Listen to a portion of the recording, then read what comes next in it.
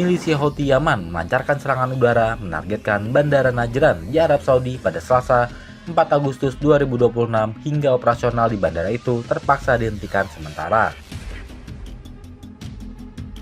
Juru bicara militer Houthi, Yahya Saree, pada Selasa mengatakan kelompok tersebut berhasil menargetkan sebuah sasaran sensitif milik musuh Saudi di Bandara Najran menggunakan drone.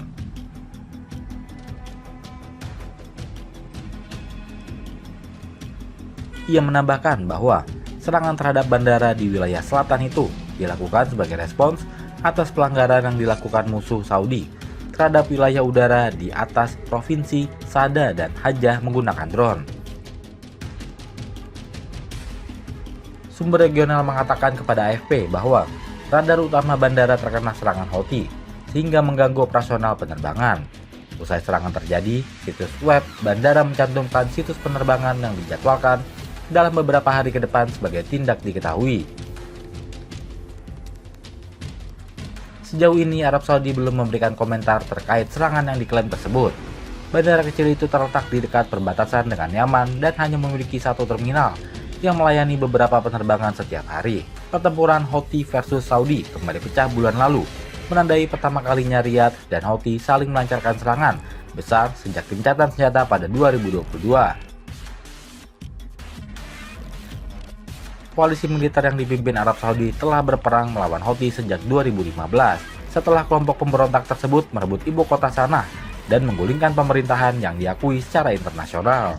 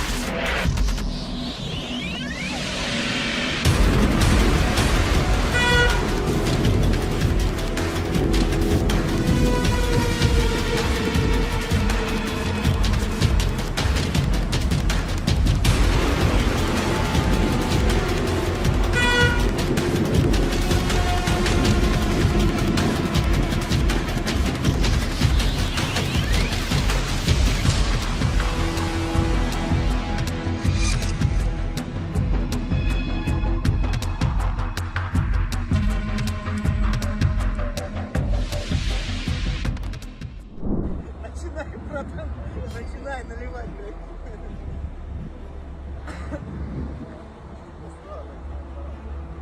Бля, здесь тепло. Тепло, да, доходит.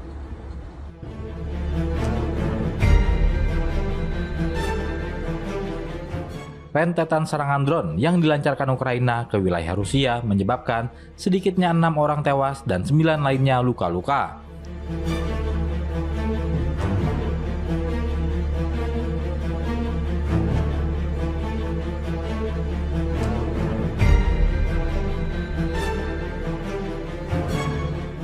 Serangan yang terjadi pada malam hari tersebut merusak sejumlah fasilitas pergudangan di dekat Moskwa dan Saint Petersburg.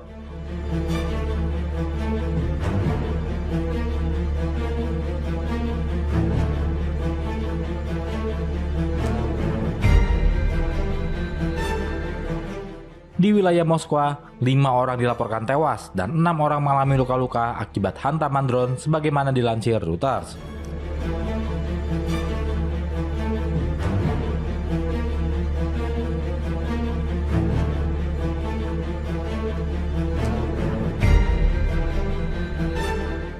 Dia menambahkan api yang membakar pergudangan tersebut kini telah berhasil dipadamkan, meski tanpa merinci lokasi maupun dampak detailnya.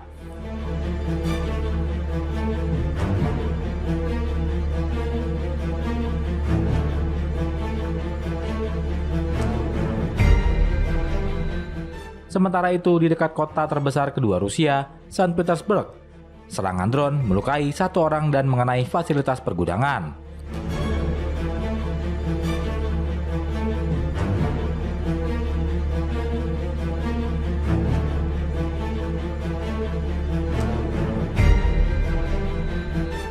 Gubernur regional Saint Petersburg Alexander Drozhenko membenarkan insiden tersebut melalui pernyataan di Telegram.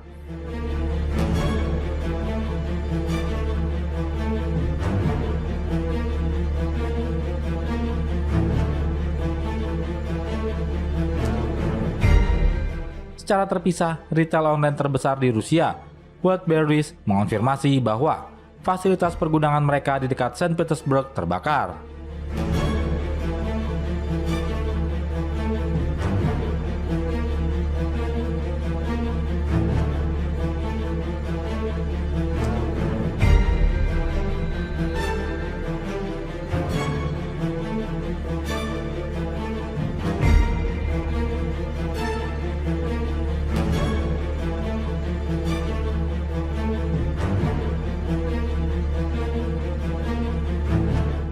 Pihak manajemen memastikan tidak ada korban jiwa dalam insiden kebakaran di gudang mereka.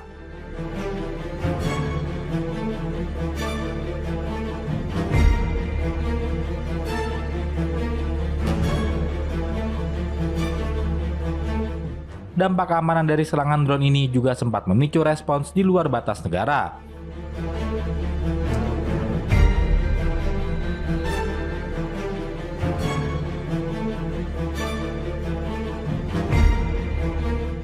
Finlandia, negara tetangga Rusia yang juga anggota Uni Eropa dan NATO, mengumumkan melalui platform X bahwa mereka sempat menerapkan pembatasan wilayah udara sementara di kawasan timur Teluk Finlandia.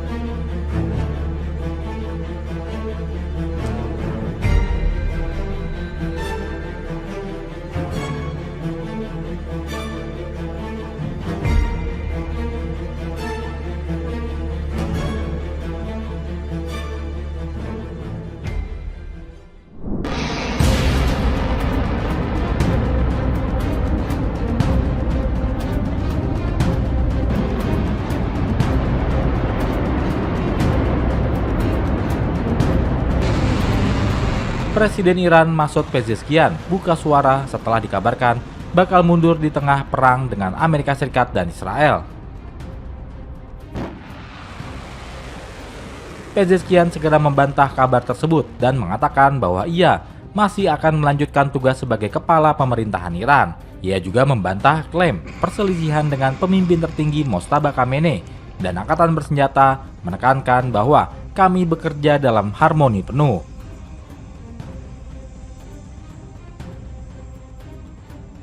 Media oposisi Iran sebelumnya mengeklaim bahwa Pezeshkian telah mengajukan pengunduran dirinya kepada Khamenei beberapa kali, dikutip dari Anadolu Agency.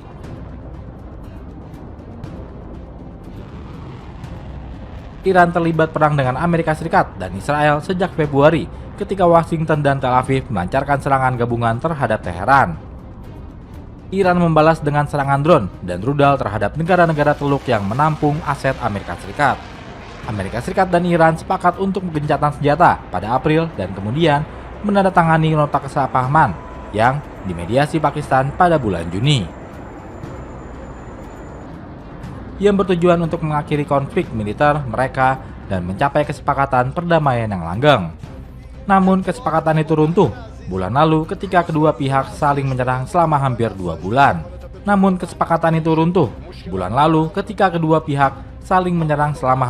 Pekan.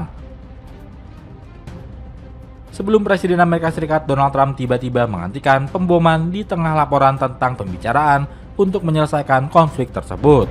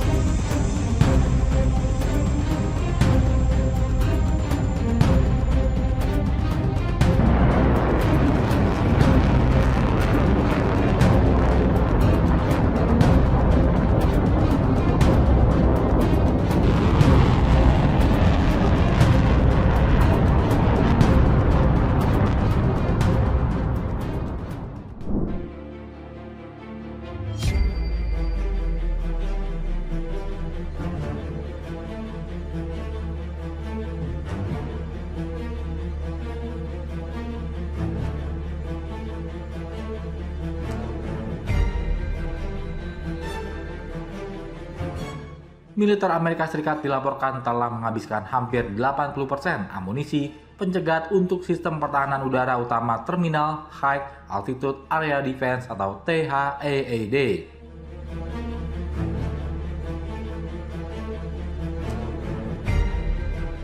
Krisis persediaan amunisi ini terungkap sebagai salah satu faktor utama yang mendorong Presiden Amerika Serikat Donald Trump membatalkan rencana serangan balasan berskala besar terhadap Iran pada akhir pekan lalu.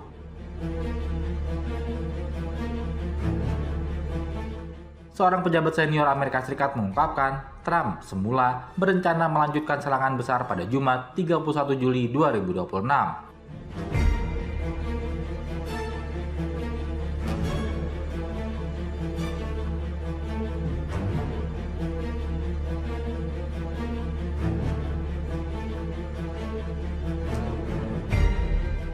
Menteri Pertahanan Amerika Serikat Pete Hegseth bahkan telah menerima perintah lampu hijau final sebagaimana dilansir CNN Selasa 4 Agustus 2026.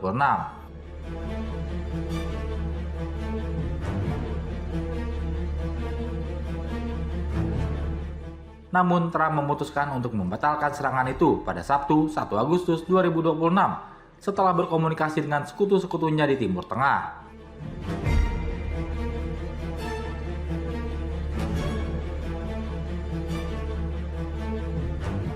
Negara-negara Teluk khawatir akan serangan balasan Iran, terutama yang mengincar infrastruktur energi mereka.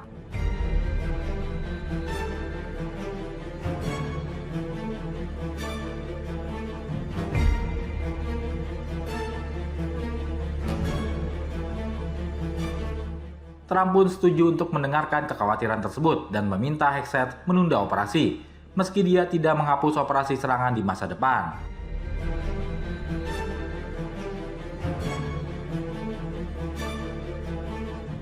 Pertimbangan membatalkan operasi tersebut juga didorong oleh kekhawatiran atas potensi jatuhnya korban jiwa warga sipil dalam jumlah besar di Iran. Selain itu, ada peringatan dari Ketua Kepala Staf Gabungan Jenderal Jan Tayne dalam pertemuan di Gedung Putih akhir bulan lalu.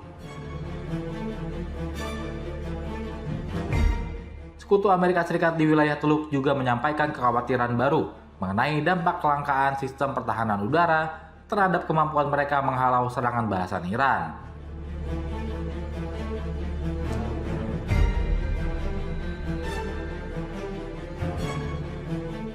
Beberapa negara Teluk yang mengandalkan sistem pertahanan udara Amerika Serikat mengakui krisis ini dapat menghambat kemampuan mereka mencegah serangan rudal dan drone Iran.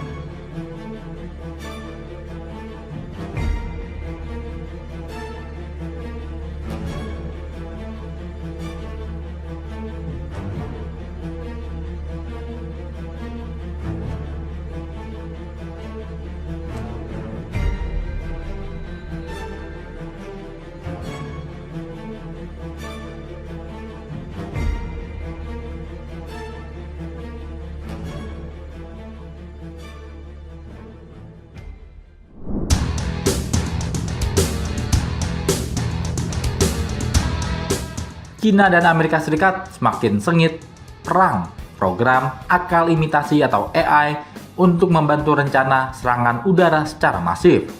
Beijing kini mulai serius mengembangkan AI ke arah tujuan militer tersebut secara lebih eksplisit.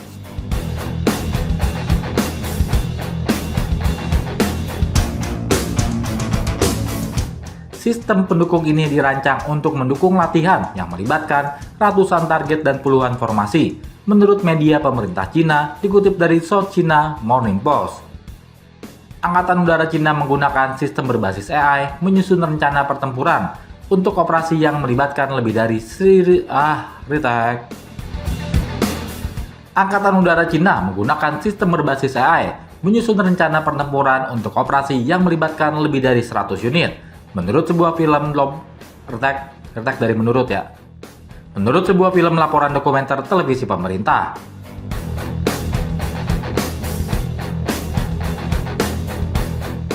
Pengetahuan yang langka tentang penggunaan AI ini menyoroti upaya Beijing untuk mengintegrasikan teknologi baru ke dalam operasi Tentara Pembebasan Rakyat atau PLA dan mendukung konsep yang dikenal sebagai peperangan sistem dari sistem.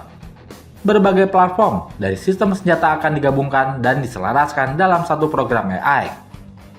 Sistem peperangan udara ini dikembangkan oleh tim yang dipimpin oleh Kolonel Senior Deng Xiaoping untuk mendukung latihan yang menampilkan formasi yang semakin besar dan berbagai jenis pesawat. Pada Kamis, Presiden Xi Jinping mengatakan dalam sesi studio Politbiro bahwa PLA harus memperkuat penerapan militer teknologi cerdas tak berawak, memperdalam pengembangan dan penerapan sistem informasi jaringan, dan secara bertahap membangun sistem militer cerdas.